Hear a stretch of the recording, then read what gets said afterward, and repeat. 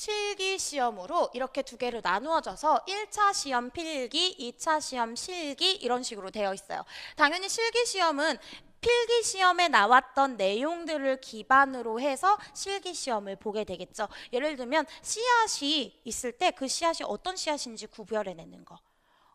그리고 요 책 앞에 책 부분에 보면은 컬러로 되어 있어가지고 식물에 생기는 어떤 병들 이런 것들이 그림으로 나와 있는데 그 병이 무슨 병인지 써보는 거, 그런 거를 딱 사진을 보고 오른쪽에다 그 병은 이 병이야 뭐 이렇게 쓰는 것이 그게 두 번째 실기예요. 그러니까 필기가 잘 돼 있는 분들은 실기 하기는 굉장히 쉽게 된다는 거죠. 그래서 1차 필기만 우리가 좀 집중해서 공부를 해보자, 그래야지 2차 실기도 더 잘할 수 있다라고 말씀을 드리는 겁니다. 그러면 내용이 지금 적다 보니까 정말 중요한 내용이 다 들어있어요. 그래서 생각보다 좀 다 익히기가 쉽지가 않구나, 붙기가 쉽지가 않구나 라고 생각을 하거든요. 하지만 문제 자체는 그다지 까다롭게 나오지는 않습니다.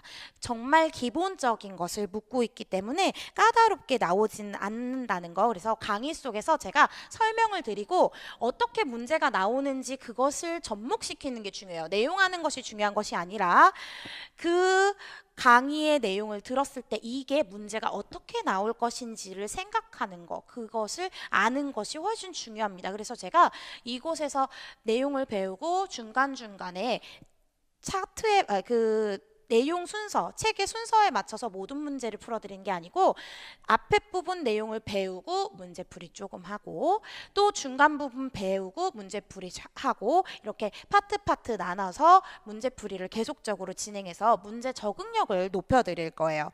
우리가 이제 20문항, 20문항, 20문항 이렇게 배우게 되면은요, 차근차근 듣기만 해도 합격이 되는 그런 것을 느끼실 수가 있는데, 종자에서 이제 어떤 거를 배우는지 한번 봐보도록 할게요. 종자에서는 이곳에서 뭘 같이 배우게 되냐면 생산할 때 필요한 법규를 같이 배우게 됩니다. 종자의 생산에 관련한 법규를 배우게 돼요. 작물 육종은요, 육종은 뭐냐면 종자를 육성해낸다 라는 것이 바로 작물 육종이에요. 그러면 작물을 재배해가지고 수확하기 위해서는 당연히 작물이 육종이 되었었어야 되죠. 병충해에 강하다던가 혹은 수량이 많이 난다던가 아니면 햇빛이 적거나 토양의 질이 안 좋아도 잘 자란다거나 그러한 강한 육종, 내실이 강한 육종, 그런 육종들이 있었을 경우에 걔를 갖다 심어야 내가 더 많은 이득을 취할 수가 있겠죠. 그런 내용을 우리가 작물 육종에서 배우도록 하면서 수확량이 많아지고 수익이 많아지는 그런 것들도 함께 배우도록 할 거고요.